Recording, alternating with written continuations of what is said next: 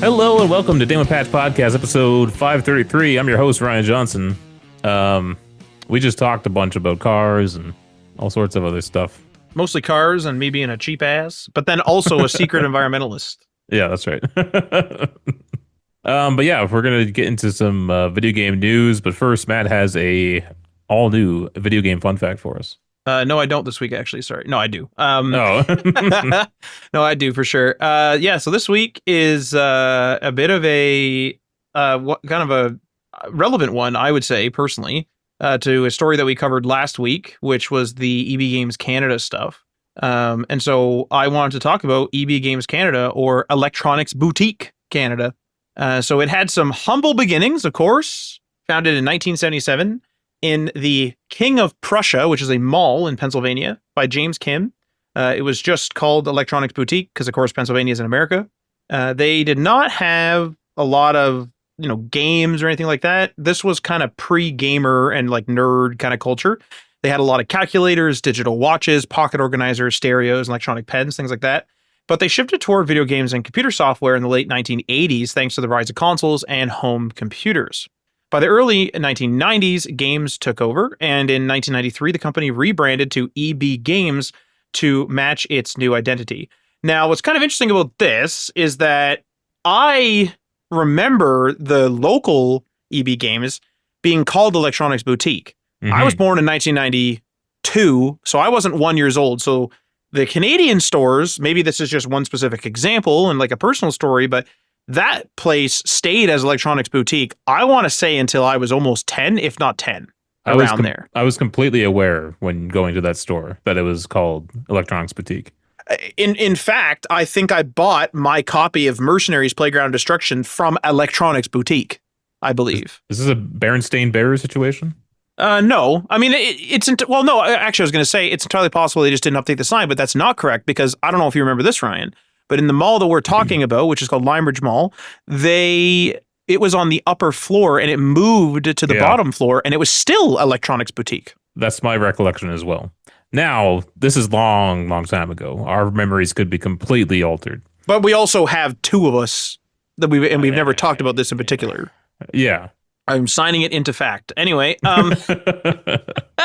mostly because it's not that serious of a thing. But anyway, EB Games expanded into Canada in the late 90s and quickly became a major presence in malls nationwide. Again, like I said, branded as Electronics Boutique, at least in our local one. Canadian EB stores often had more generous trade programs, bilingual packaging for English and French, of course, and region-specific promotions.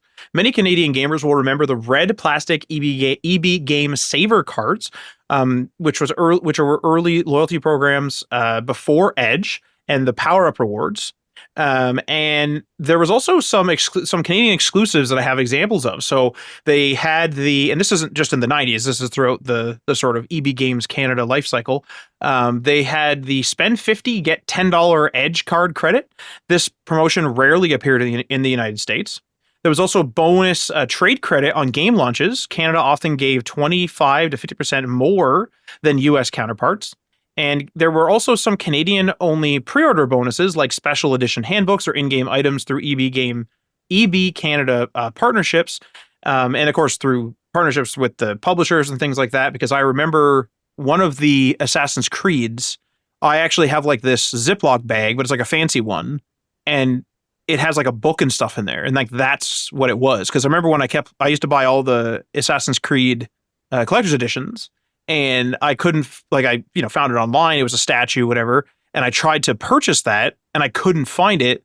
Or like the person in the store was like, no, we're not pre-ordering that. We're pre-ordering this other one. And that was like a Canadian exclusive. Also, French translated box art for games sold in Quebec.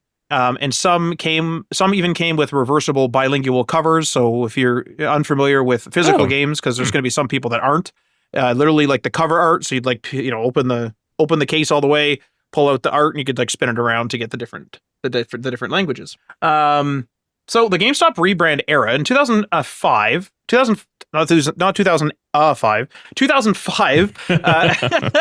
GameStop acquired EB Games in a $1.44 billion deal. And then GameStop slowly started replacing EB in the United States. Canada kept the EB Games name, but here's the twist. From 2005 to, and some of these dates are like approximate because there's some different local things that had happened, but from 2005 to approximately 2021, Canada had both GameStop and EB Games locations with both very similar branding, but again, very like there were two different stores. And GameStop.ca existed for online purchases, but physical stores still said, EB Games on there.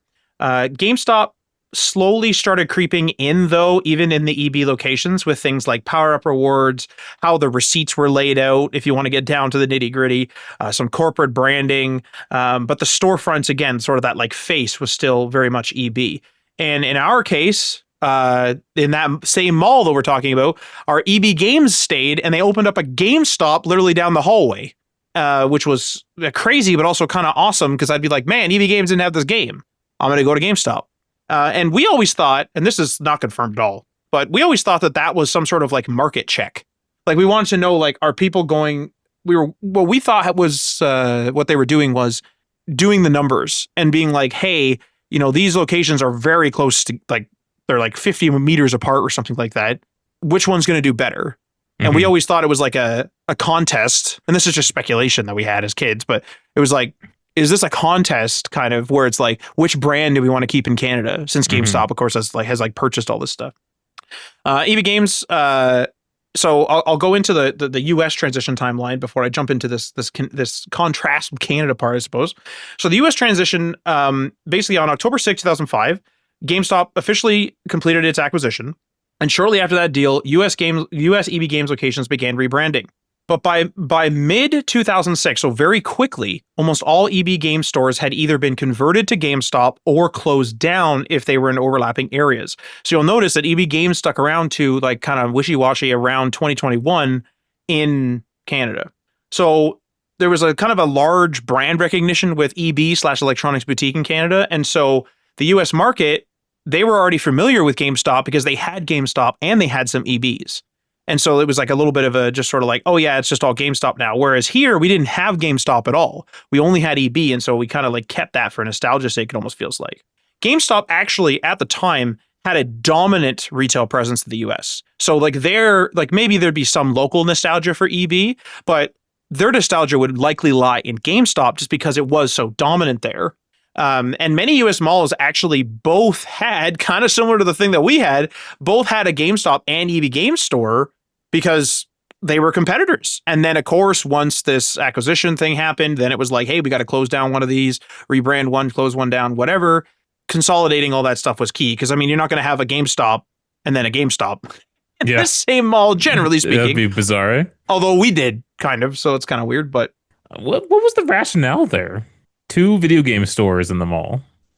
I am still, like I said, I'm still with that speculation from when we were kids, where I still think it was because they were trying to see which brand. They thought GameStop was a stronger brand and it would win out somehow. Or they were testing it. They were probably like, man, like, there's... It might have been a test, but yeah. Because here's the weird thing is like the coloring and stuff like that, like the branding and stuff. I mean, I'm just saying this from memory, but I remember it looking very similar to GameStop before they acquired them. Mm-hmm. And then when they acquired them, it was just sort of like, oh yeah, GameStop kind of looks like EB. I will say this. I have no nostalgia for GameStop. The instant they said, okay, which I'm going to get to shortly, we're going to make all the EBs into GameStops. I'm like, all right, well, I don't know if I'm going to shop here then. And I kind of stopped. Yeah. I don't know if I'm unique in that. Like I did shop there a little bit because I still kind of felt bad because they weren't doing well. And like, I still remember them as EB, but like, I don't know, like that brand recognition was like super serious. And like clearly it was because again, Canada kept EB Games branding for nearly 16 more years than the United States. It kept it from 2005, because remember, it was like 2005/2006, the US like started to like really get rid of the stuff. And then by 2006, it was mostly taken over. So we're talking 2005 till approximately 2021, we still had EB Games kicking around. And this was because it had stronger brand loyalty, like we already mentioned. It had less market overlap because, again, there weren't really GameStops. And when GameStop purchased EB, I did notice some GameStops go up in new places, but it was in places that were not serviced by an EB, mostly. Again, that mall thing. Again, this is wishy-washy, right? Because there's a lot of locations. Like back in the day, you wanted a game, you had to go to the store. So there were game stores everywhere as gaming exploded. And EB Canada actually during this time operated with more autonomy under GameStop's ownership. Now, this is from some Reddit threads, but Reddit users confirmed that in parts of Ontario, especially around the GTA or the Greater Toronto area, many stores switched to the GameStop branding as early as 2009 and 2010. There were still a few, again, like this is all kind of wishy-washy, but there were still a few that were still EB Games for years longer. And even like, I mean, Lime Ridge Mall is reported, but there's been some in the GTA as well that have been reported as GameStop would open up, like GameStop bought EB, right? Then a GameStop would open up in the same mall as an EB Games. So again, I don't have a specific quote on that. That's just from Reddit. Which mall it had, maybe they're referring to our mall, but if it happened in more locations, I think that's even more evidence, circumstantial evidence to suggest that they were specifically trying to do a market test to see which one's going to beat each other out, right? Yeah. But it's weird when you have different locations in the mall. You can't always... Now, they were probably doing this across Canada, maybe. We don't know. But in our case, one had definitely a better location in the mall. Well, see, so what's weird, so like, to give people context, like, ours was on the bottom floor, which is the ground floor, and that's an EB Games / Electronics Boutique. And then our GameStop was one floor up and just down the hall, and I do mean just down the hall. Like, if it was on the same floor, you could see each other. Yeah. I will say, though, that location, I don't know if you remember this, Ryan, but that location where that GameStop was like a closed down, like, record store, like a Sunrise Records or something.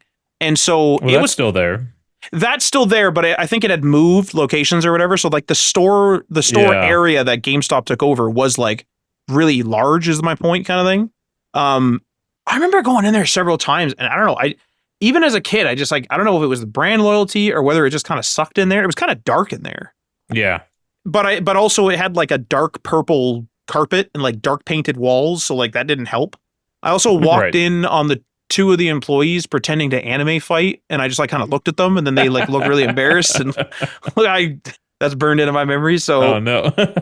yeah, they were making like punching noises, and I turned around because I was like in the store, but again, huge store, they didn't know I was in there, and I kind of like turned around and our eyes met, and then they just like stood there, and I was like, man, like I'm like 12, and that was fucking embarrassing, boys. Like, now full circle here, I guess, bit of an update. We've already talked about this, but GameStop Canada has been acquired. It's been acquired by a French-Canadian entrepreneur, Stéphane. I'm going to mess up some of these French names. I do apologize. Stéphane Tétrault, I think. The company will rebrand and in fact already has largely rebranded to EB Games Canada, reviving the name once widely recognized in the Canadian gaming retail space. GameStop Canada is officially named Electronics Boutique Canada Inc.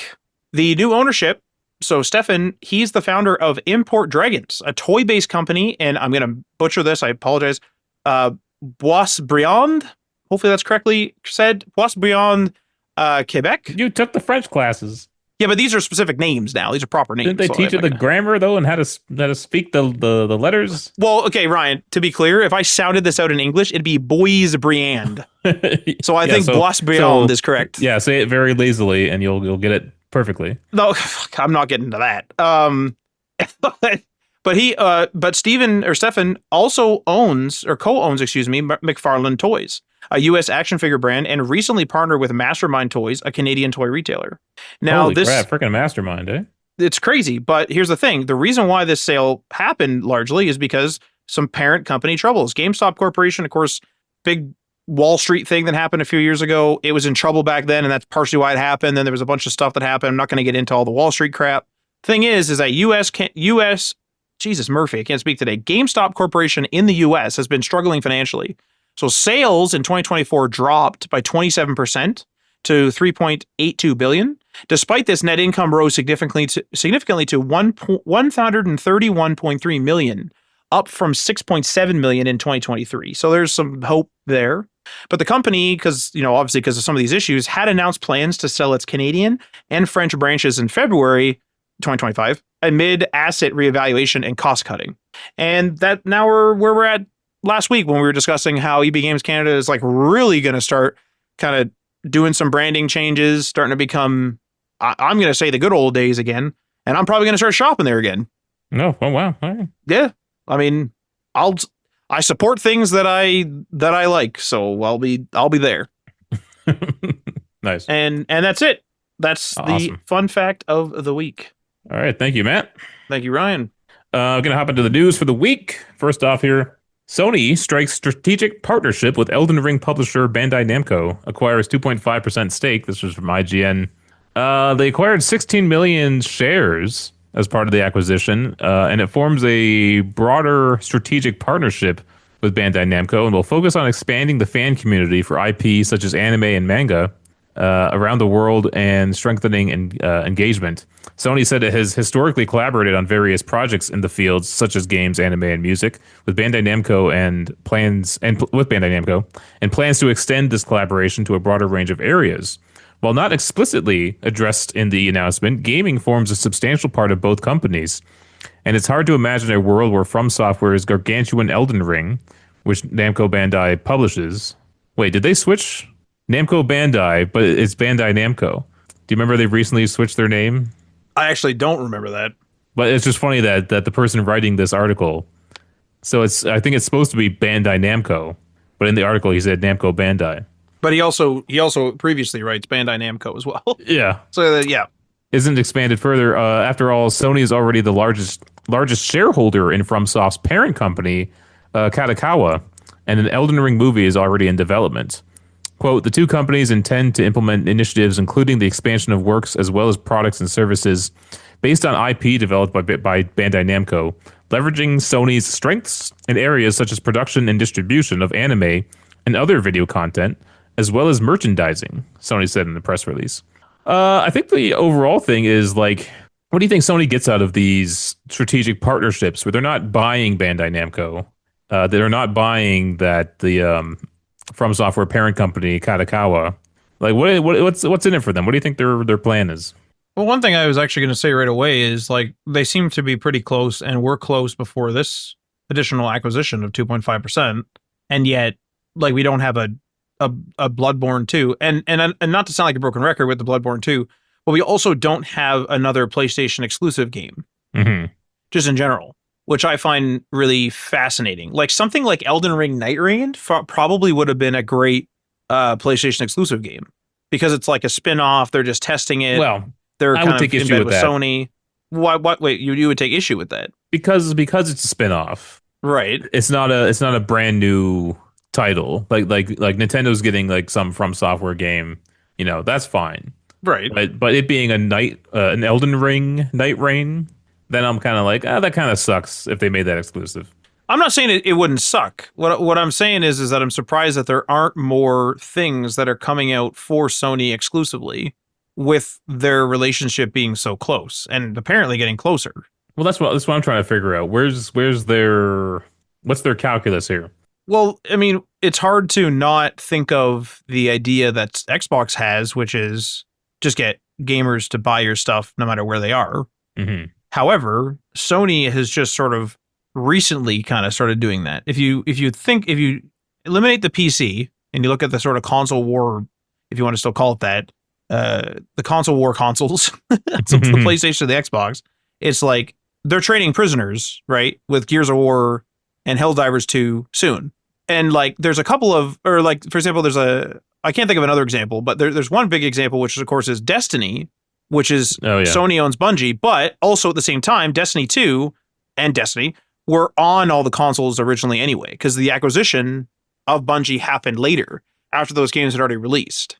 And so the reason why I'm mentioning this timeline is because this timeline with these guys, it doesn't really add up to when Xbox tried to go. Like, I guess my point is that when Xbox is like, hey, I'm going to go on PlayStation, I'm going to have my IP on PlayStation and on Xbox, I feel like Sony kind of felt like they should do that.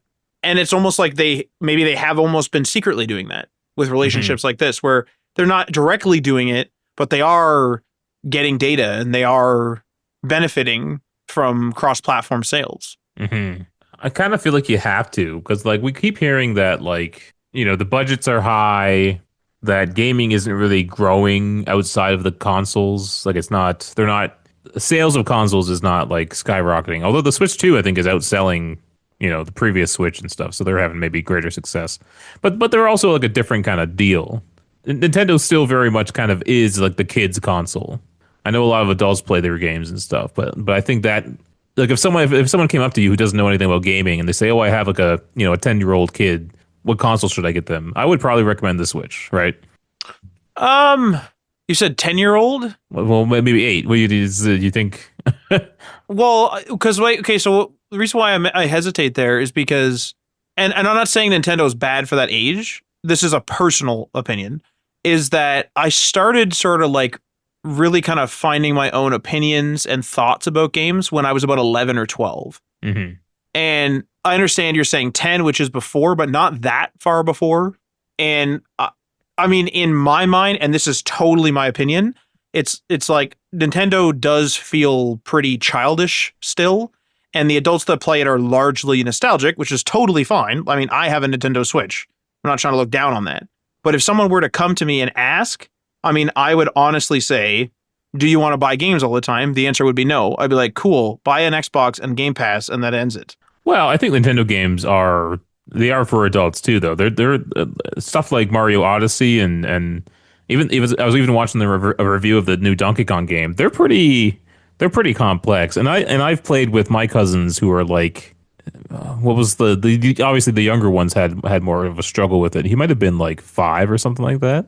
That's pretty Um, young. Like that would be like a Switch recommendation, and also with like but supervision. even like the 10-year-old was like, he could catch on to certain things, but they still needed my help to get past certain levels because they just didn't know how to operate the controller properly or whatever else.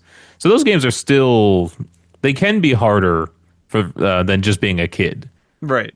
Preteen probably can get it if they have experience with games. But yeah, 10 I think is you're right. It's close to like 11 or 12, but Well, I think I was going to say something here too. Is that the reason why I wanted to stress that it was a personal opinion is because I started learning computers in grade 2. Like my uncle started teaching me computer stuff. yeah. And like obviously within reason, but still started teaching me stuff like file systems and things like that a little bit. And so like mostly it was through osmosis. It wasn't like I was sitting down getting a lesson, but he would like Yeah, be yeah. doing stuff on the computer and I'd be like, what is that? And then he would just explain it and I'd be like, okay. And I wouldn't fully understand things. But the point is like I had a computer education pretty early. And so, I already knew about controllers and I already Mhm. knew how to control things in games and things like that. So like someone who has absolutely no knowledge of those things, their choice of game or console or both for that matter is going to be wildly different. What were we talking about? We're talking We got off talking on a about the tangent Switch. here. We're talking about the Switch. Yeah, but why? I How did we get there? I sincerely don't know. We started talking about the console war. I sincerely don't know how we got here, but I know what we were talking about. I don't know how we got here. What the heck happened? We were talking about Sony there for a bit, and the console wars there for a bit. Oh, console sales aren't like they're not any better than they used to be. Oh, I I see. think the PS2 I think is still like the best selling console, and they've never even come close to like beating that number. You know what I Right. mean?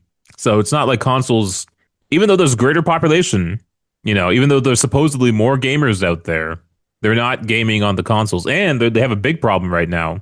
A lot of the younger generations are preferring to spend their time scrolling on social media, on TikTok, on YouTube, rather than gaming. I mean, yeah, yeah. So they kind of got a problem here, you know. Well, But I don't know how investing in these other companies helps them or not. I mean, TikTok, for example, can so easily eat 2 hours, Hmm. and even more easily eat an hour. Like I've done it where I've been on my phone and been like, oh, I'm about to watch a show. I'll just like watch a bit of TikTok, and then I look up and I'm like, oh my god, I gotta go to bed. Right. And like, I'm not blaming TikTok, but that doesn't feel good. Hmm. And so like, I mean, especially if they grew up with it throughout their whole lives, like, yeah, like I could see how they would want to do that. Like you get home from school, it's like you're scrolling on TikTok for 2 hours. Like you kind of don't have that much time. Did Sony invest in Epic too? I believe Sony's invested in Epic as well. Actually, this you were mentioning the Switch too as well. It's interesting because there's that Switch exclusive Elden Ring, or sorry, FromSoft game that's coming out Right. as well. See again, like that's a little bit strange. Where it's like, hey, we're gonna have this like Switch exclusive thing, and it's like, yeah, but the last Sony exclusive thing was all the way back in Bloodborne. Well, wait, what's that other one that you guys played? Is that no? That's not FromSoft though. Sekiro? That was remade. No, that was remade by Blue something. Oh, Demon Souls. Demon Souls, that's right. So it was like a FromSoft originally, but I mean, that's a different story, I guess. But it's I don't know. It's interesting because that But Bluepoint wasn't even owned by Sony at that point. That's kind of interesting. So Sony, maybe they had the rights to Demon's Souls. Was Demon's Souls not on Xbox? Was it a PS3 exclusive? I sincerely don't know. I never played those back then. But maybe Sony had the rights to Demon's Souls and then worked with FromSoft with the licensing to get a remake made. By Bluepoint, and that's only PS5, Yeah. correct? Yes. Yeah. Okay, so I guess maybe there's two-ish, but there's one for sure, which is Bloodborne. I'm just surprised that there's not another, because like the one on the Switch is being made not by Bluepoint. It's Well, it's a new IP, right? Yeah. The interesting thing is they invested it in the parent company of From Software, Right. not From Software themselves. So I imagine From Software still has the freedom within their own, structures to publish where they want. And they've used different publishers over the years. Bandai Namco is the big one, but I believe, if I'm not mistaken, Activision published Sekiro. That Let me look sounds that right. up. Let me look That sounds up. ridiculous, but it also sounds correct. Yeah, publisher is Activision. Yeah. It's just weird to me that I'm not saying that they can't go elsewhere. I'm just surprised that someone who's like so invested, like even just like it's just this friendly, wouldn't be like, hey man, you want to make an exclusive like big thing for my console?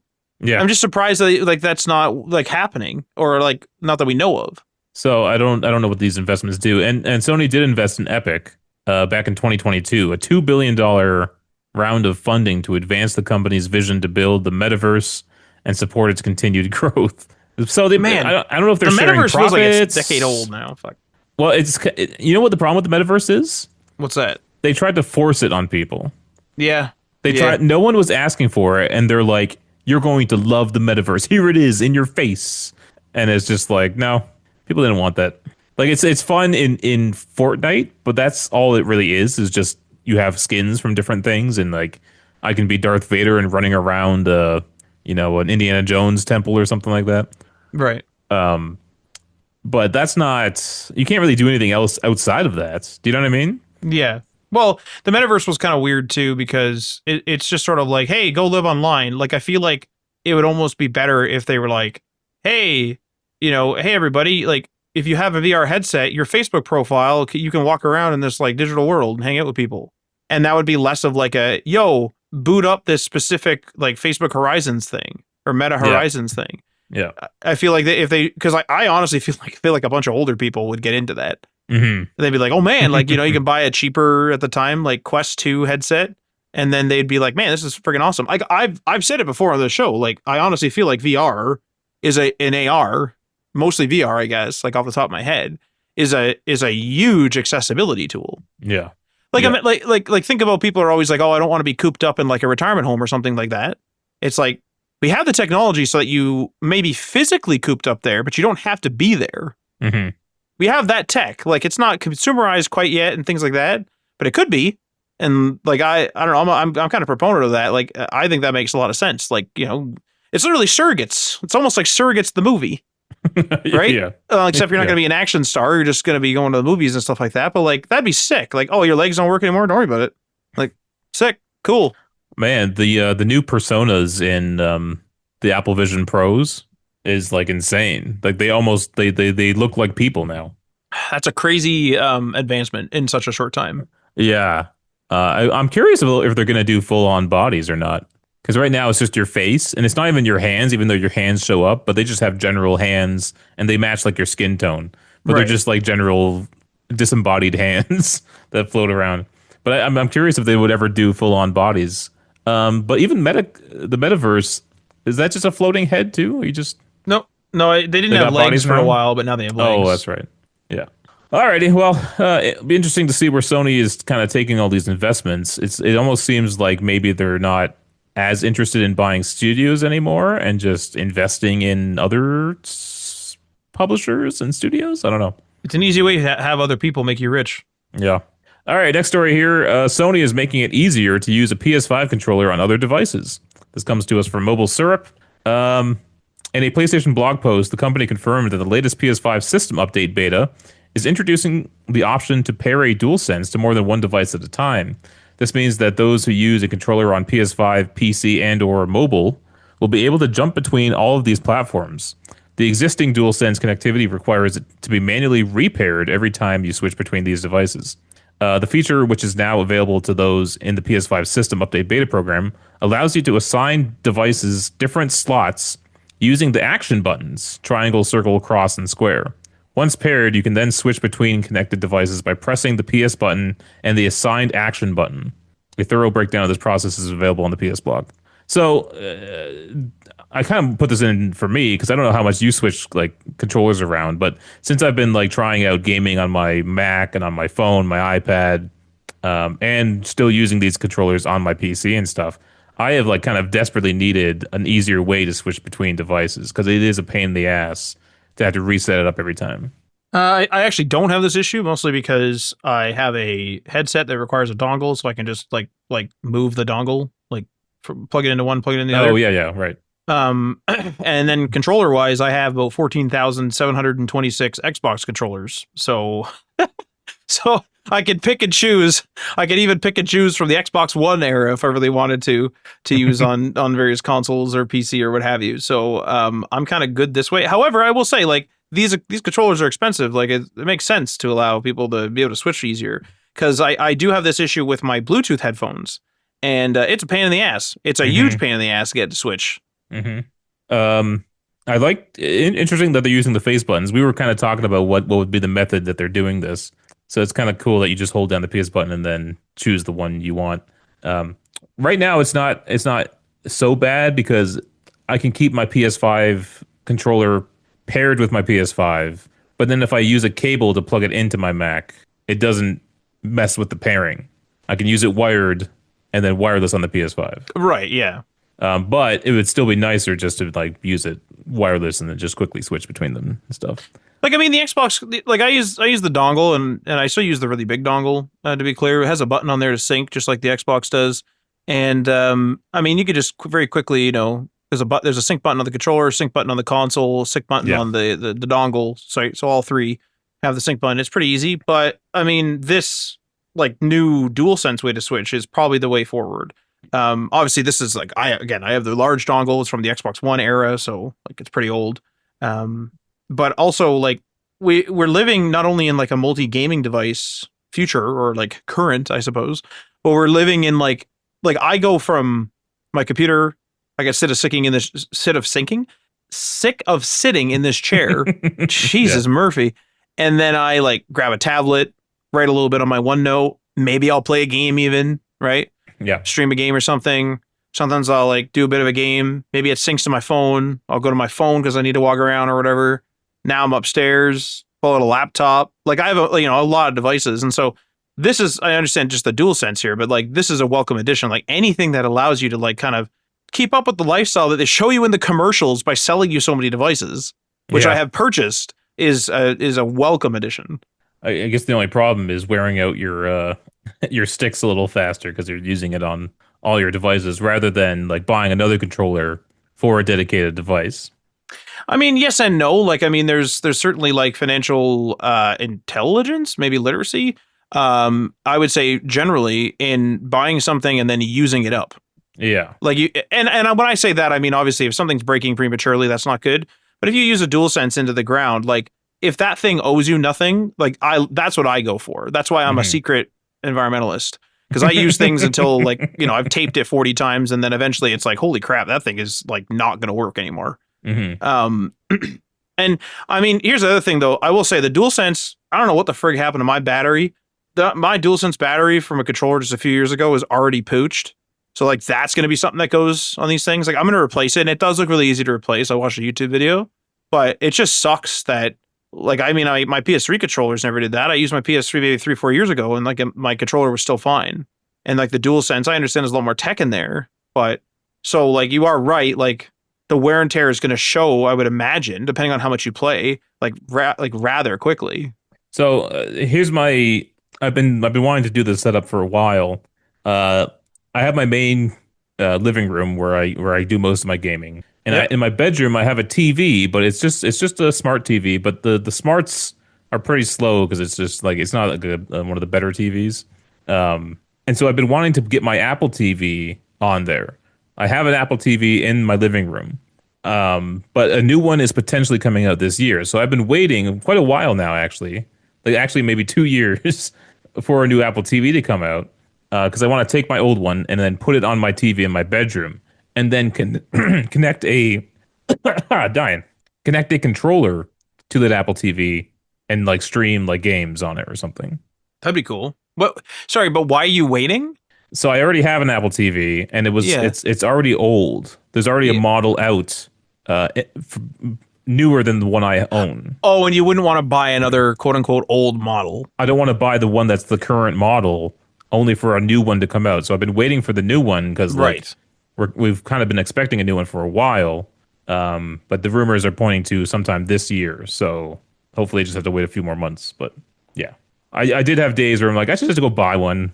I just want to get this done, you know. Yeah. But it would be nice to just switch my controllers around easily for that kind of situation.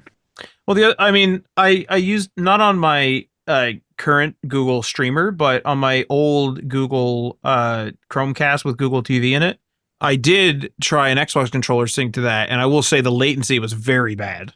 It was on wire, it was on Wi-Fi, and then obviously I was also using Bluetooth, which is a bit of a delay Mm-hmm. delay centric setup. Let's just say that. But it was particularly bad. Now I would love to try the streamer because the streamer is more powerful. I also have it wired in, I believe, Ethernetted in. I believe I do. So like, what's really silly is I bought the Ethernet adapter for my Google TV with whatever the old one, and I just never I never plugged it in. Oh, Like jeez. I had the because what it was is it replaced the power brick. So the power brick had like a cable Right. going out Yeah. for Yeah. power, and then on the other side had an Ethernet port. And it literally was right beside my freaking router, and I had a small Ethernet cable right there. I just never plugged it in. I gotta tell you, I mean, I used to be like a Wi-Fi only kind of guy, but like plugging stuff in is kind of awesome. Oh, it's the best.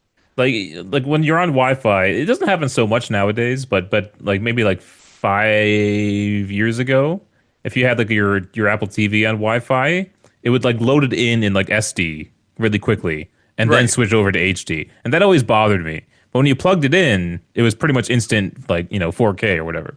But I think Wi-Fi is fast enough now that that's not that big of a problem. What's crazy is that like for my like I'm not picky at all with HD and SD. Mhm. It's weird that like I am like the plug-in purist. If not that I don't use Wi-Fi, but I'll try to plug in as many things as possible. Meanwhile, you're like worried about quality, so now you're trying to plug in, even though like Wi-Fi is kind of the new thing, so it's kind of like a catch-22 for you. Mhm. And like when they did that thing with YouTube back in COVID, where they were like, "We're gonna like lower the default," I was like, Yeah. "Did you like have they already started?" And it was like it had been months in, and I was like, "Oh, sure, I'll leave it then." I didn't Jeez. even realize. It's also just nicer for your wireless network too, I guess, because taking things off of the wireless network, right? Yeah, like I mean, wireless networks have gotten way better. To be fair, Mhm. like back in the day, a lot of stuff was wired, and then the things that were wireless. Well, first of all, we had less devices. Yeah. Like what really killed Wi-Fi routers was, we used to have our phones, maybe a tablet, laptop, sure, but it wasn't on all the time. The desktop was generally plugged in via Ethernet. Hmm. And then it was like, oh, by the way, Internet of Things, here's all these smart home devices. And it's like, and they're all Wi-Fi. And it's like, oh God. Like I can only imagine the router companies being like, oh Jesus. Well, yeah, because like we have that vacation home, and we bought a router for it, and I didn't notice until after we bought it that it was only good for 20 devices, or like best performance, but 20 devices on the network. Right. But then you plug it in and set it up, and then the TV's on it, iPhone, Apple Watch, MacBook, my PlayStation, and then my parents' stuff, then my sister's stuff, and but you max out that 20 really damn quick. Now they're not all using the network at the same time, so you're probably fine, but you want some headroom. Well, the thing is they need to be connected, and like they need to be connected, and they like depending on what it is, like we don't know what like some appliances do in terms of like they call home all the time and stuff like that. Right? Yeah. So it'll be like calling home, calling home, calling home, or if it's like a sensor, like a smart home sensor, like I have ones where there's like alerts that are specific, so they're like leak detectors and freeze detectors, and so it'll be like, yo, this alert goes out right away. But it also is a humidity detector, and the humidity only gets updated once every day. So like those devices are like what I would say designed well, right? Whereas like if you get some random IoT humidity detector, you don't know what that thing's doing. It could be like changed, like literally calling home that often. It changed, like over and over and over and over all day. And that's like, I mean, it's not that big of a deal in modern tech, but in older Mm-hmm. tech, like that'd be hammering the Wi-Fi network. Mm-hmm. Well, another thing too is the beam forming technology as well. Yeah. What do they call that? Mumimo or something like that. Well, there is Um, beamforming, but that Mimo thing is something else on top of that, isn't it? it's like, yeah, it's not beamforming. It's like traffic organization or something. Man, it's been a while since I bought a router, but the beamforming used to be an issue because like you would have something that would be on all the time and it would beamform to that. And then I'd like connect a laptop and it's supposed to like learn like, yo, Matt needs that. But while it's learning that, yo, Matt needs like this particular client needs this beamforming, while it's learning that, it's like, it sucks. Yeah. Okay, here we go. MIMO stands for multiple input, multiple output, and it refers to the way bandwidth is broken up by a router and pushed to individual devices. Most modern routers use SU-MIMO or single user multiple input, multiple output. With these routers, only one device can receive data at any given time. This means that if you have one person watching Netflix and another watching YouTube, if you were to start both those streams at the exact same time, one device would get priority while the other had to wait until the first had buffered a few bits of data for itself. Well, there's definitely MuMimo, which I assume is multi-user, multi-input, multi-output now, Right. right? Yeah. Yeah, But so that helps you that's not understand beam what it forming, is. but it's traffic No. forming, I guess. But then they also have QoS, right? Yeah, QoS, yeah, and adaptive QoS, yeah. And like even that is like so they got all these freaking technologies and they're all working against each other. Well, QoS is old. I know, but so you have QoS is trying to determine where to put the data. Quality You of got service. Yeah. MuMimo trying to determine where to put the data, and then beamforming trying to determine what device to put the data on. Well, quality of service, What's like going quality on of here? service, and this, I want to say, I'm saying this from memory from back end of networking class. Quality of service is really like, at least back in the day when we were learning about it, which is a while ago now in college, it's really for things that require quality of service. Makes sense. Mhm. So something like if you were to go to YouTube, like yeah, like you need a certain level of quality of service where like it needs to buffer. You need to be able to like watch something, but something like a phone call really needs quality of service because you need it to go back and forth because you're talking, then you're listening. But the loading a web page, for example, it doesn't need that. Like if it takes an extra second to load, you're likely not going to notice it. It Mhm. doesn't need the constant back and forth in general. And even something like a YouTube video, it's a one-way street generally. Because Yeah. it's like, even especially if you're in full screen, you're not interacting with the like button or anything. And so you're just like watching the thing and then that's it. Yeah. So it's like it's prioritizing those like bit streams because if there's like a little hiccup in your YouTube video and it drops quality for a second, comes back, or if it can like kind of like run a race, like go way into the future, like buffer quite a bit, Mhm. and then like kind of let the internet kind of relax a bit because there's a bit of a buffer zone. That's great, but it cannot do that for a phone call. Mhm. A phone call has to be immediate. I can't be like, Ryan, hello, and then there's like 40 minutes in between. Well, not even 40 minutes. It can't even be 40 seconds. You know what I mean? It has Mhm. to be like quick. It needs that quality of service. Yeah. All right. Well, that's the dual sense. Hey, I mean, Another tangent. another tangent, but like, I mean, we are talking about the main thing at least, or not? No, I know. All right, final story for the week. Star Wars Outlaws flopped, apparently because of the brand itself was in choppy waters, according to Ubisoft CEO, also from IGN. Addressing shareholders at a recent Q&A, Guillemot didn't reflect on the game's own performance issues, bugs, or complaints about repetitive gameplay, instead saying, quote, Outlaws was released at a time when the brand that it belonged to was in a bit of choppy waters, end quote. It's true that the Star Wars brand has taken a bit of a battering lately, with a middling reception to Star Wars: The Rise of Skywalker and lower than hoped viewership of various Disney Plus spin-offs like Book of Boba Fett and The Acolyte. But attributing Outlaws' mixed reception to broader issues with the fandom has raised a few eyebrows among fans for feeling slightly reductive. Guillemot did not note of the game's own technical problems on arrival. For example, IGN's own Star Wars Outlaws review, in which we awarded the sci-fi game a good 7 out of 10, highlighted repetitive combat and a few too many bugs at launch. Furthermore, the game was mired in controversy when Ubisoft was accused of, quote, pushing an agenda, end quote, resulting in polarized comments around the developer slash publisher and the game long before the game had released. This is a good question because, as far as we can tell, the Star Wars Jedi franchise sold well, I believe. I certainly haven't heard a bunch of crap about it, like people kind of shitting on it. I have heard a lot of people shitting on Outlaws. But what was kind of interesting is like it did feel like there was excitement for Outlaws when it was like announced. Or at least Ubisoft definitely treated it that way. Well, because it was like said, like it was the first open world Right, yeah. exploration. Because it's everyone was like, "Oh yeah, that's what we want." well, because there's the other thing too, right? Like sorry, what was that? The Jedi franchise? Is that what it's called? Yeah. The Jedi franchise, like it's kind of open world, but it's kind of like Elden Ring-ish, right? Mhm. Like it's not as like when they say open world or the first open world game for Outlaws, they mean like vibrant, not really, maybe not vibrant, but like vivid cities where there's like people running around and rumors being said, and there's the cantina, and it feels like Star Wars. It like looks like Star Wars. Jedi certainly does too, from what I've seen. I haven't played that game, but I've seen it. But like I think it was in the Skill Up review, he was saying like, you're not going through like bustling cities and things like that. So it is a different type of open world. It kind of sucks. It's hard to find data. So I'm trying to look up how many units the previous or the latest Star Wars Jedi game Survivor got. All I can find is it sold 700,000 units when within the first 10 days on Steam, or total, not Steam, total. Okay. But then you don't get numbers after that. Right. So we got the first 10 days, which is I guess that's of Outlaws, pretty good. Right? No, this is for Jedi Survivor. That's the newest one. That's the second one. The latest Jedi game, yeah. Okay, sorry, yeah, okay. Now, it is kind of interesting. Usually if they sell a lot, they'll announce it, right? Right. So maybe sales dropped off after that those first 10 days.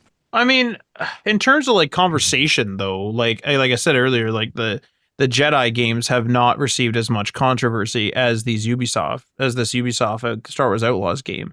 And I mean, there's always that like level of like Ubisoft hate kicking around, yeah, right? Ever since like sort of the towers, where it's like all the games have towers that reveal the map. Ever since that, it kind of feels like that's kind of the vibe where it's like there's some people that are like fuck Ubisoft, that type of thing. But I mean, at the same breath, it's like a lot of people say fuck EA too, or at least they used to. They used to. You don't hear that much sentiment now, but they also don't seem to make as many games now. No, they kind of just make like very successful ones, like sports ones, and they kind of like don't make other things too much. Yeah.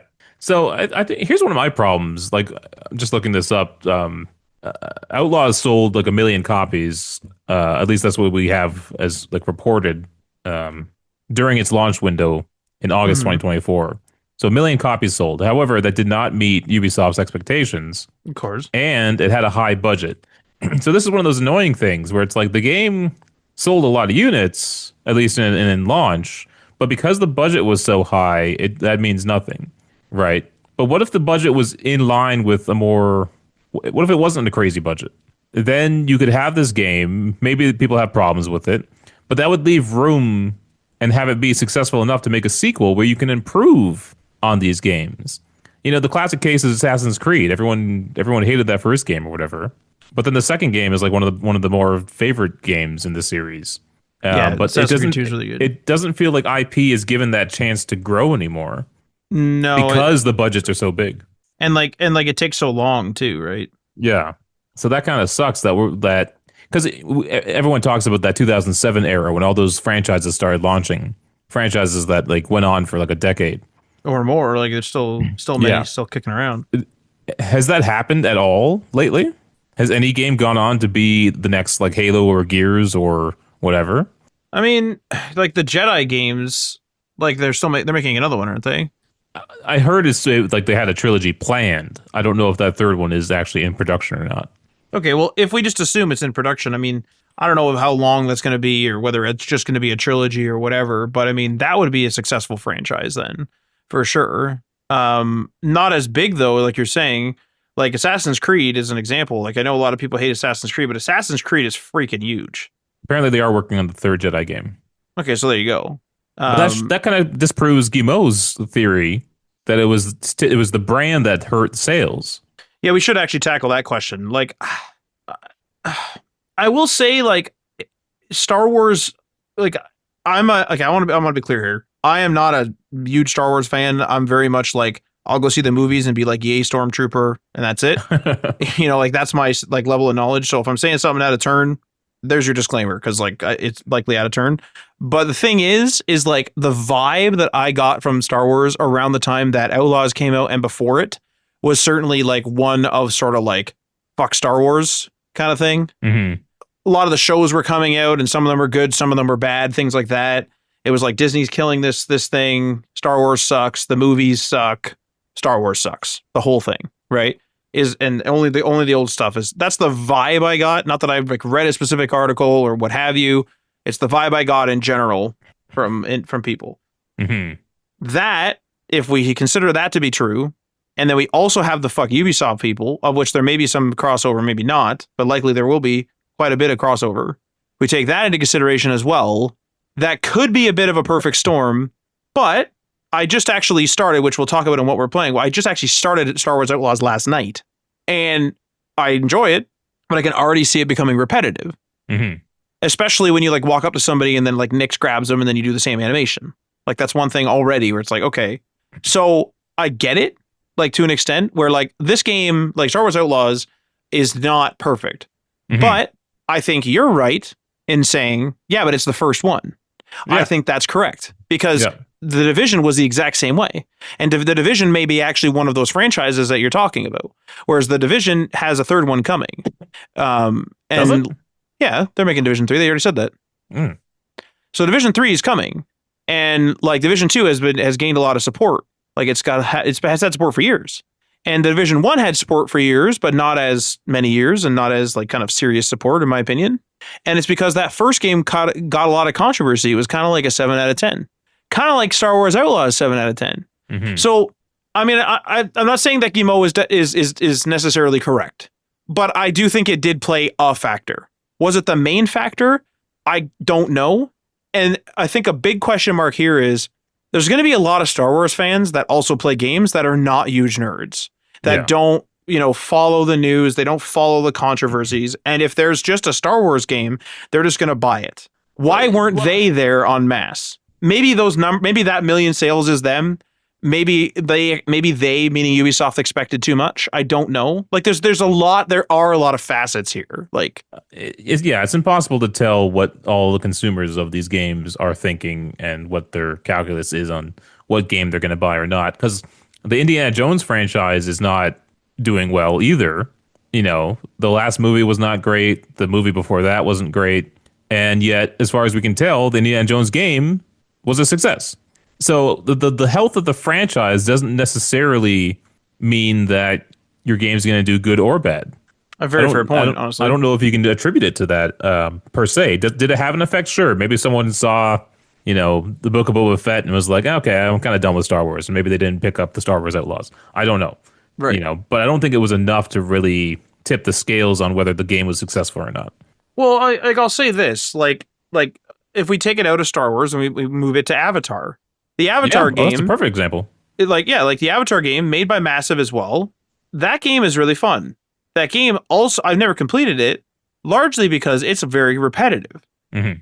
So like, I'm not saying fuck Ubisoft. Like, I don't think you need to be that extreme here. What I think maybe needs to happen is, I think Ubisoft does need to maybe take these open world games and evolve them a bit.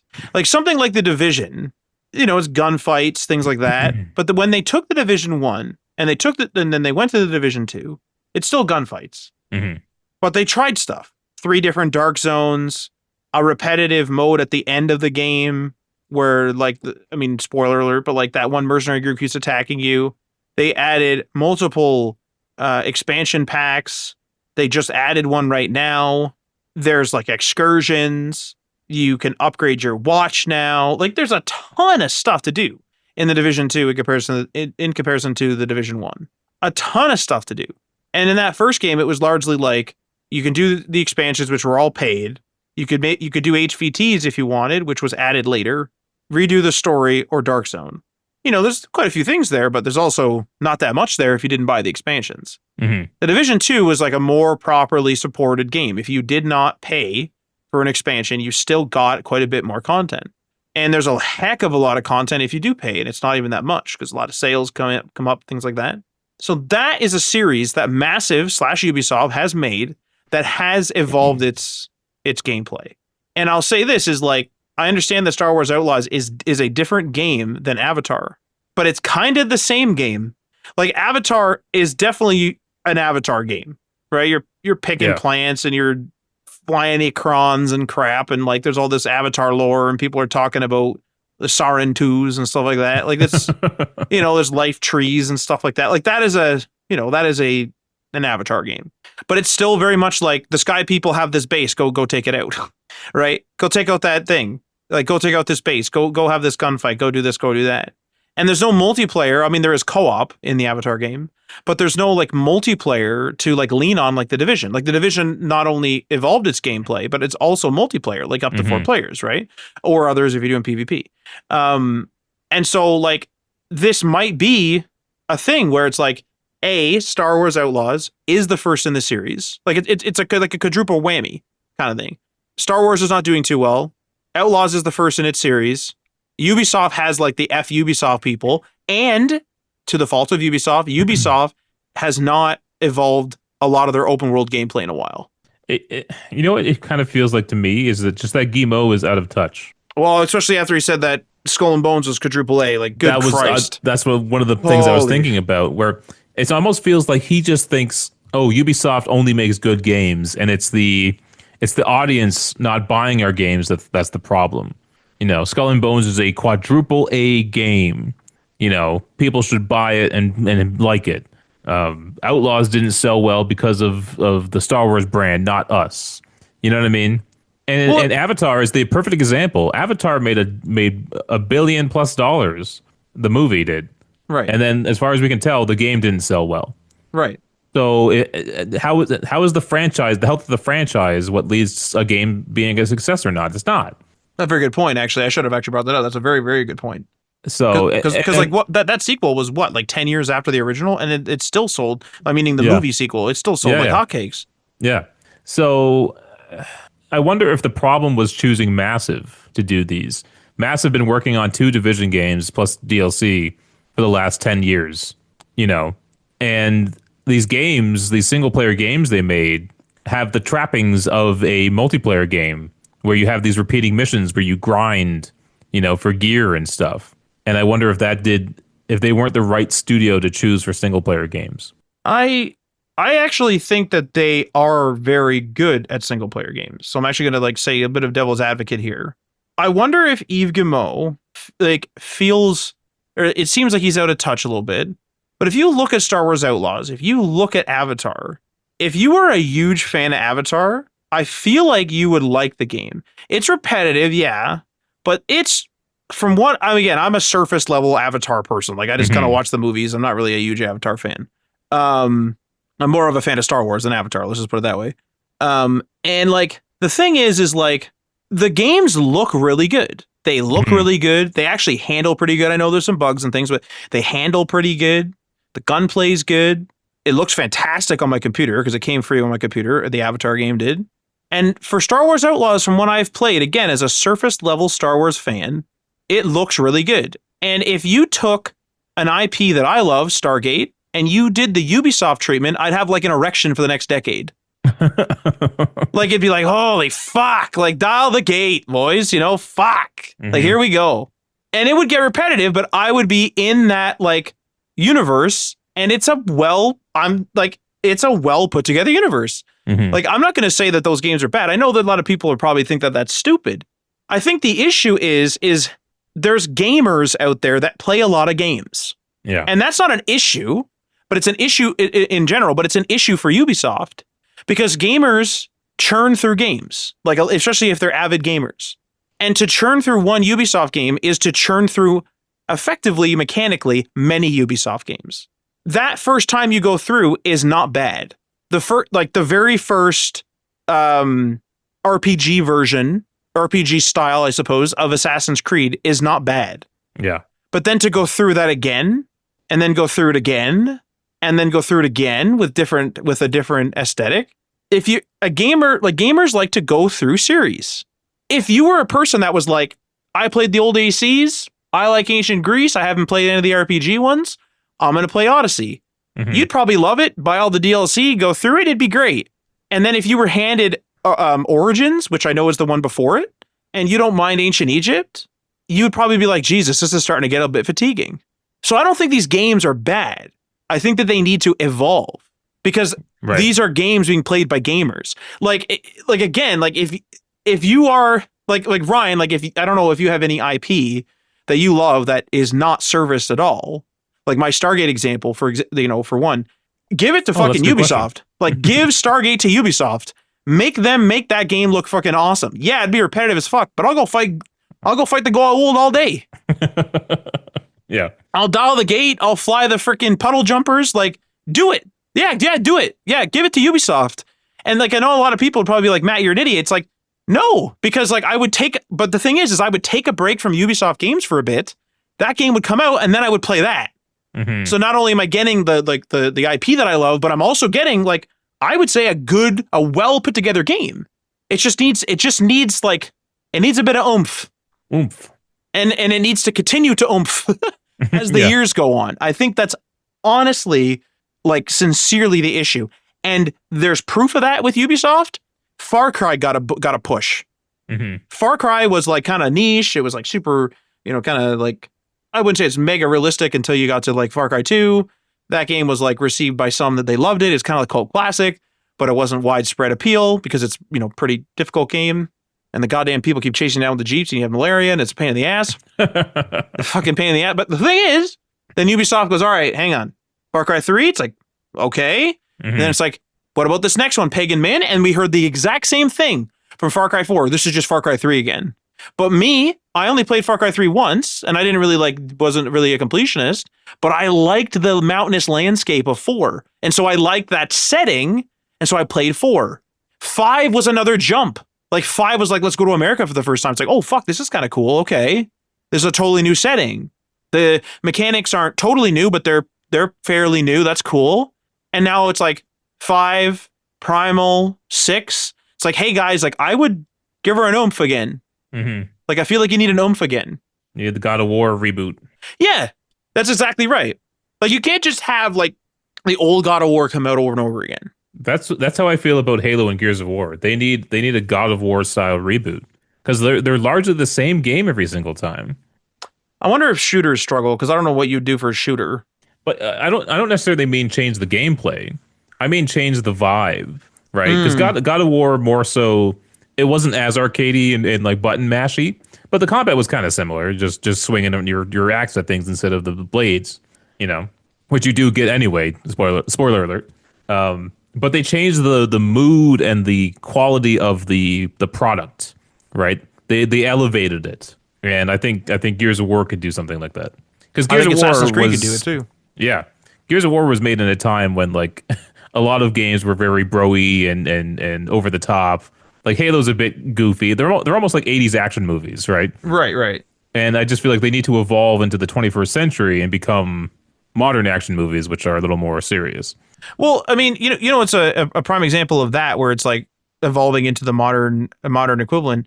It's like from what I've seen, like Death Stranding was super unique. The first one, I played that one, super unique, and it got people to like walk and stuff, which was like weird. It's like people just Yeah. walking around. But the second one seems to have really iterated on it, at least from what I've heard. And it's like that's like a proper iteration. That's like kind of like a vibe change. You know what I mean? And it's like a new genre, the Strand genre or whatever. But it's still like, it's something new. Mhm. If we look at something else, we like step away from Ubisoft for a second and we take a look at something like Ghost of Tsushima. When I played Ghost of Tsushima, I started getting bored by the end. I was like, okay, like I've kind of like I've played games like this. Like I like the style, I like samurais and stuff like that. But I've played games like this, and I've also done the Ghost of Tsushima loop a bunch now. Like I'm kind of done with it, and it didn't really like push. Like I didn't even do the side quests. I didn't give a crap. But the problem there is that the games are too long as well. That I agree with you. I like Ghost of Tsushima. I'm a fan of it. I am anticipating Yotai, and I even bought the collector's edition. So I do like the franchise, but that first game is too long. You get It's bored fucking doing the long, yeah. same thing for that long. Yeah. And so they just sometimes they just need to scale some of this stuff back. But there's this emphasis on time, almost to make the price of the game feel worth it. I think that's their calculations that they're doing. It's like, okay, our budgets are huge, and we need more people to buy this. So we think we got to make the game longer to make people think, oh, $80 is worth this 80-hour game. Right. When in reality, it's like I think people would rather buy something of a higher quality and more fun than longer. It's kind of like when, back in the 90s when they sold software that came on a disc and they sold it in a big like cereal box sized box. Yep. Yep. 'Cause you're like, yeah, you're buying Photoshop for $80, but they're not going to sell you this little tiny CD. You know what I mean? So they put it in this big old box. Or this like download, which it is now, that's like from the ether. Yeah, but I mean, they also wanted to take up shelf space, but I just feel like, yeah, it's like a trick. It's trying to make you feel like your money is worth it. Right. I agree. Like, I just like, and I don't know. Like, I do think, like, I know people are going to think like, the CEO's out of touch or whatever with like going back to like Star Wars Outlaws. Mm-hmm. Maybe because he's only mentioning one issue, but I don't think what he mentioned is incorrect. I think it's just one of many problems, and he could have still been successful with like, even if the franchise was in choppy waters. Yeah. Yeah. All right. That's it for the news. Moving on to what we're playing. Matt, you're the only one here. What are you playing? What? I have completed High on Life. Thank God. Oh, goddamn. What's that? Goddamn. Yeah, I completed High on Life. I liked it, but there's only so much of that humor I could take. Yeah. And so I kept taking breaks from it. There's a lot of like, in that type of humor, it's just like, it starts getting a bit too silly. Like, it's funny the first few times, but then it's just sort of like, it's a pool party. No, it's not. It's a paloopa loopa party. It's like, okay, Yeah. like, it's a paloopa loopa. Like, once or twice, it's kind of all right. But then, 40th time is like, Jesus, like, okay. The divorce attorney still part right in the beginning still fucking kills me. That's really well written. That fucking guy calling you. God, that fucking killed me when I first started. I had to pause several times. I was laughing my ass off. It's all laughing. So stupid that is. But no, like, so it's a good game. Pretty like simple in concept. And there's like a bit of like open world stuff that you can kind of do, like open like side things a little bit here and there. Not too much, just like a couple little things, which is cool. The jokes were funny and things like that. If you like Rick and Morty humor, you'll like this game for sure, especially if you like shooters. And yeah, so it's complete. My end of my game broke terribly though. I mean, do you care about spoilers, Ryan? No. So, I mean, spoiler alert, you're supposed to supposed to kill this big guy and he falls on the ground and you're supposed to shove an explosive up his ass to get the explosive close to his center.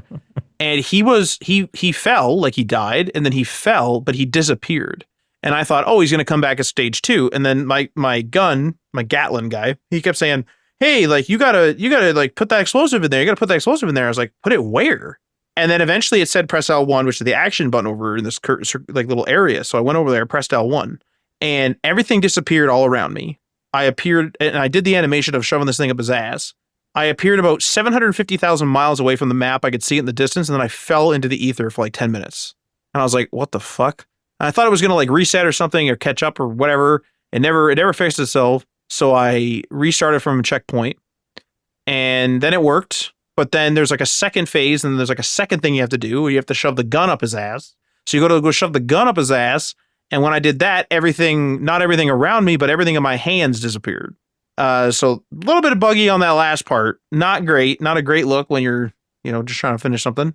But everything else seemed to work really well. I didn't really have many issues with the game. A couple of bugs here or there, but nothing too big. Not going to be purchasing the DLC. And I mean, I thought I was going to in the beginning, but again, it's like when a gameplay loop gets old for me now, it's just like, oh, Jesus. So I'm not going to be doing that. And if this sounds bad, but if it's free on like a Game Pass or something, maybe I'll try High on Life 2. But I did enjoy it. Like, it was like, I give it like an 8 out of 10, I'd say. Like, it is fun. Like, I'm kind of talking like it's shit. I just was fatigued of the humor by the end. Mm-hmm. I did really like the knife though. There's a part where like I killed a boss and It's another pretty particularly good joke, but um, it's a guy that was pretending to be Doctor, I think, or Mister. I think it was Doctor Joopy. Again, that's that stupid humor, and he was like some like squid going through some pipes or whatever. He ends up like double crossing you, and he's a boss. So you kill him, and he's on the ground, and your knife like really wants to stab people, and he's like comes out, he's like, oh man, he's like, yeah, stick me into that corpse, yeah. And I didn't think he was serious for some reason, so I walked away. He's like, no. He's like, no, you can't do that. He's like, he can't tease me like that. He's like, I have to come. Damn it. And he's like screaming it. So I'm like, oh, okay, Jesus. Like, I'm back. And he starts like carving the fucking boss up. He's like, oh, yeah. Oh, and he starts freaking out. He's like, oh, sorry. Whoo, sorry about that. I just kind of lost my bearings there. Pretty stupid. It's a stupid game. Yeah. But yeah, like if you really like Rick and Morty humor, I think you'll really like it. You'll probably like the second game too, I'd imagine, if it releases in good standing, like no glitches and stuff. What's the other thing I did? I started Star Wars. I almost said Start of Wars. Star Wars Outlaws.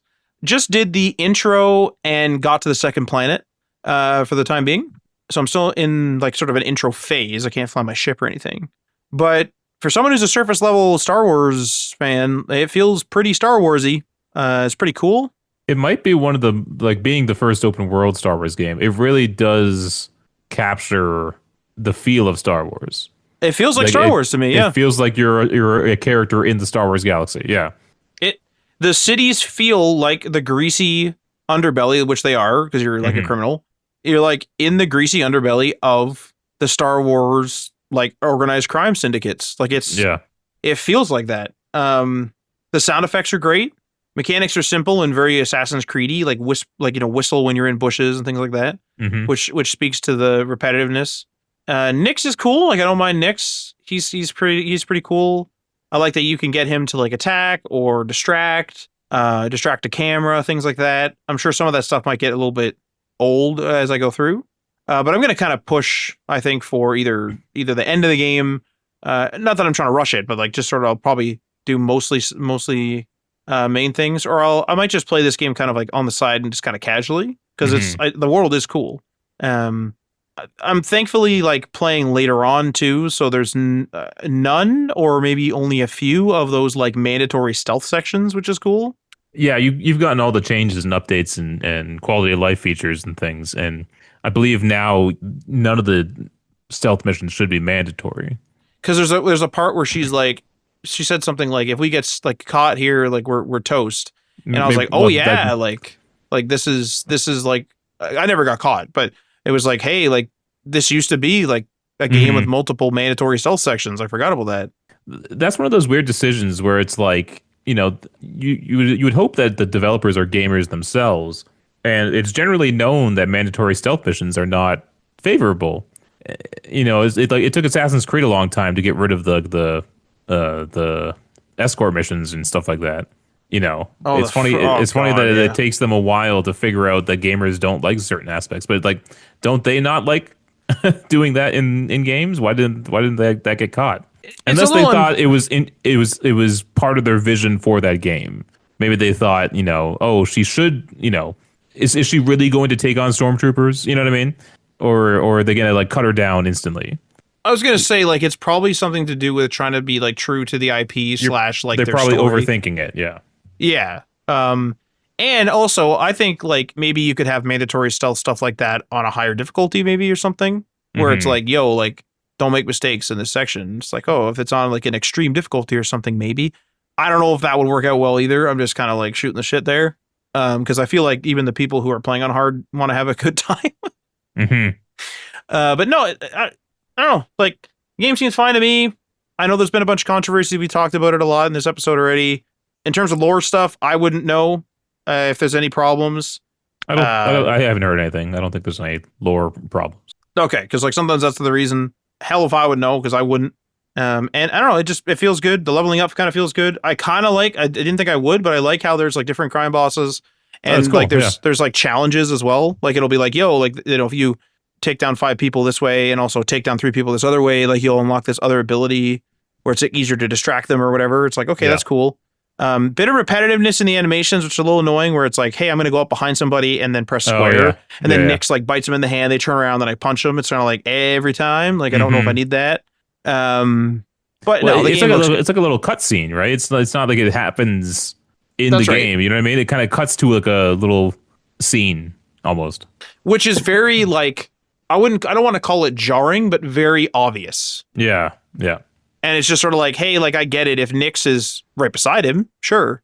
And I yeah, understand that animations are going to repeat. You can't have, 14 million unique animations. However, I would prefer for there to be more than one. yeah. But no, like I'm enjoying it so far. A buddy, like you had talked about it a bunch, and one of my other buddies, he mentioned that he beat it, and so I booted it up, and I'm enjoying it so far. Yeah, I liked it. I just like something else came out, and I'm not completing games as quickly as I used to, and so I'm just like so backlogged now. Playing on easy. That I mean, yeah, I should just boot it up, put it on easy, and just enjoy myself rather than worrying about anything else. Well, so like my policy and like everyone's policy is different. I don't care if you play on easy, or if you use cheats. I really could give a crap. But my personal policy right now, and I usually always used to always play on normal at least, right? Normal or regular Hmm. or whatever the recommended middle one is. If there's three difficulties, my policy right now is what am I going to the game for? Am I there for the story? If I'm there for the story, I'm playing on an easy. Yeah. So for example, I've been playing around with Far Cry 2 a little bit. I'm playing that game on easy because fuck that game to an extent. Like I'm just kind of doing it to finally complete it, but I don't need a check mark higher than just like a regular one. Like I don't care. I don't care about beating it on normal, like because I still got my ass kicked. So let's just put it that way in that game. Hmm. But yeah, no. I think did a bit of Apex. We did a bit of COD, and then we finally, holy fuck, finally started getting some friggin' Night Rain progress. And Oh yeah, that's right. Aaron broke something to me yesterday. We were less than a centimeter left of that one boss's health bar, and that would have been our third victory in a row for that achievement. Oh damn, Yeah, that feels so bad. damn. I was like, man, if I knew that, I would have played more conservative. I yeah, and my ultimate was like so close on that on when I died, and I wish I should have been more focused on like evading or like getting one more hit in to charge the ultimate. Right, But right. I was mashing the ultimate in hopes it would activate and I could revive you guys, but then I got myself killed. That's always how it is, though. It's hindsight. Like for me, it I was know. like I was like, oh, I stood too much in a beam, but I also didn't like. The first time I was facing that boss, I didn't realize that there was beams. So Right. it's Yeah. like, yeah, I could have played more conservative, but like now I will because I know there's beams. Right. Um, but it's cool though. Like we were having a hell of a time. We got stuck on Gaping Jaw. We only beat Tricephalos when we first started playing, which absolutely sounds like a Monster Hunter monster. And we were doing Gaping Jaw forever. And I'm going to say this right now. I don't think Gaping Jaw is a good design. I fucking hate that boss. He just flails around and he's annoying as hell. And I hate Gaping Jaw. We can never get poison items. He's like super erratic. He like picks you up all the time. Fuck that boss. So then I took your advice, Ryan, and you're like, I think the next one I beat was the dragon. Okay. Went and beat the dragon first try. Boom. Excellent. The next night, or maybe even that night, we went and we beat the Squid thing. flying ghost thing, whatever that thing is, with the tentacles that pop up. Yeah. And then the next one we did was the moth and the scorpion, I think it is. And we got it down to like a centimeter, like I said. So finally, some freaking progress. I'm playing as a new character now. I was playing as Ryder. I'm now playing as the big heavy guy, which is weird for me, but also I'm like actually digging how much health he has, and I like raging and things like that. And I'm understanding the mechanics, like because before it's like I run in and I just start swinging, right? This is like Hmm. I have to like start thinking about it and like commit to a slower thing. And I feel like even though that's not my play style or my preferred play style, it keeps me grounded in like, hey, I can only do an attack or two, and then I better start like rolling or blocking. And it like calms me down and slows me down. I think that because I don't die actually that much. Like I die about as much as you guys do. Hmm. And I used to die all the time. So it's Yeah. a huge improvement. And that game's fun as hell, actually. Except for gaping maw, like if that's what it's called, gaping maw, gaping jaw, gaping maw. Like I actually like hate that boss. Like I don't enjoy doing those runs for that guy. So it's gonna be a damn good day when that fucker's dead, and then I'm not going back because screw that guy. But that's it. That has That's been my week largely. What about you, Ryan? Not too much different for me. A little bit of Death Stranding, a little bit of Oblivion, just kind of plugging away at those games. Oh, where are you at in Oblivion? Um, I just got that stone back to Sean Bean, Okay. From one of I the was gonna. Iliad runes. Okay. Good thing I didn't say what I was gonna say. And then as I was running out of there, like I had low health. And then there was like bear after bear after bear. And Bears. yeah, they were slowly just after I got out of the rune. I've never had a bear problem in this game. That's hilarious. It's not a problem. It's just I had low health coming out of there, Yeah. and then there was a bear attacking me, and I killed the bear, and then another bear came over the hill, and I was like, oh Christ, another bear, and I killed that one, and by that point my health was like, if I got one more hit, I was gonna die, and I couldn't fast travel because there were still enemies around me. And so I was like, oh Christ, I have health. I don't know why I didn't just drink them because I was trying to save them, you know. Damn it. Okay. And so I run over the hill, another bear, and the bear starts running after me, and now I'm running for my life. I don't know which direction. I don't even like open my map. I know it pauses the game, but for some reason I didn't even open my map. I'm just like running for like safety, and I finally come across a city. I was like, thank God. And then there's Oblivion gates all around the city still. And freaking Daedra come running at me now. It was wild. It was wild. And you could have healed, and you could have checked your map. I but could you have done a didn't lot of use- things. I don't know why I just ran. I was scared. That's a pretty good Oblivion story, though. Yeah. I've never been attacked by mass bears. In fact, I kind of forgot there were Three. bears in the game. 3 bears. That's fucking crazy. Oh my God. Are you? I'm gonna ask this every week. Are you gonna do that, Dark Brothers? Yes. That's on the plan. Yes. Hell yeah.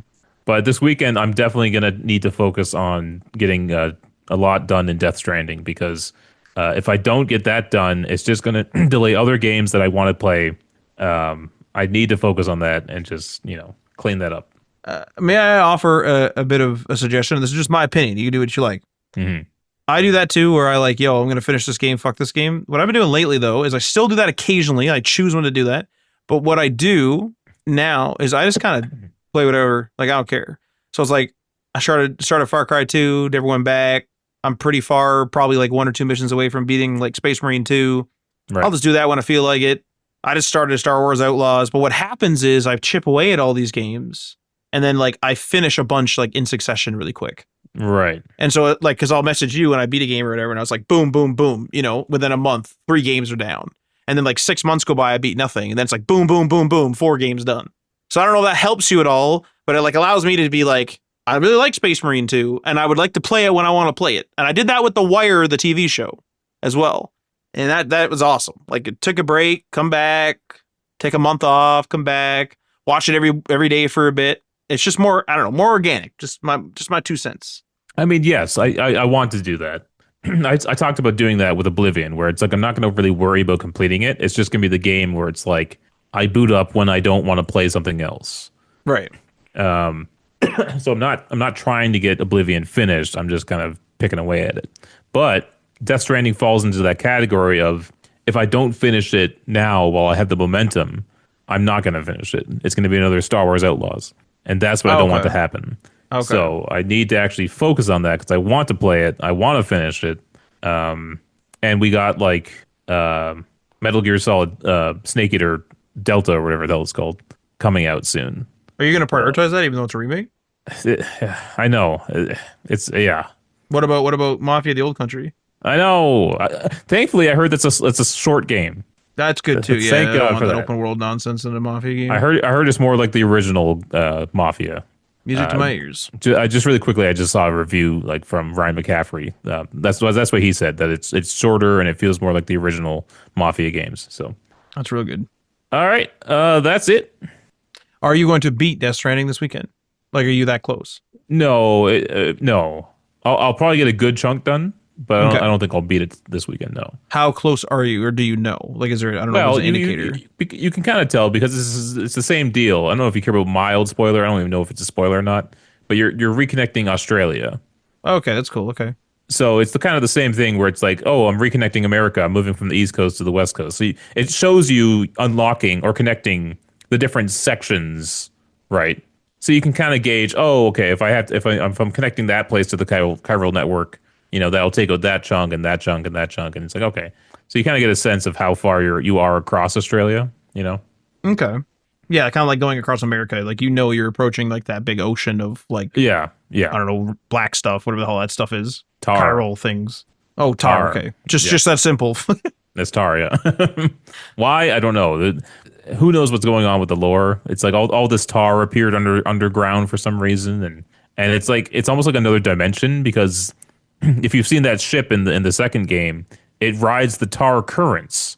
Oh. So it goes into the tar and then pops out in another location on Earth. What the hell? Yeah, and so that's how you can actually fast travel in that game. The DHV Magellan can show up on different places and you can fast travel, That's but kind of sick. only places that you've connected to the chiral network, obviously. Of course. But that's still cool though. Yeah, which is nice because that helps you. Because like I remember, I don't know if you could fast travel in the first game. Do you remember that? Was that Yeah. possible at all? Yep. You could. Okay. Because Fragile would use her umbrella. Right. Okay. That's right. But Fragile can't do that anymore, I guess. Which it's from her, like it was from your room, so it might have been like more of a quality of life thing that she can't do it, quote unquote. Well, there's it's shown in the trailer where she's like she couldn't transport Lou because she couldn't view him as a cargo. Oh, that's So I guess interesting. she can only transport things she views as cargo. So maybe like your relationship isn't that great in the first game with her, and so she doesn't like value you as anything other than cargo. Oh, I guess. But now that she has a relationship with you and with Lou, she can't transport them. She can only take herself or send something else. I like that this is like not only lore friendly fast travel, but like fucked up and crazy, but it's awesome. Yeah. Lore friendly fast travel. Like this is, I don't know, I love that. Yeah. All right. That's it. Thanks for listening, folks. We stream on twitch.tv/Day One Patch Media, Wednesdays, 9 p.m. Eastern. What did we do last week?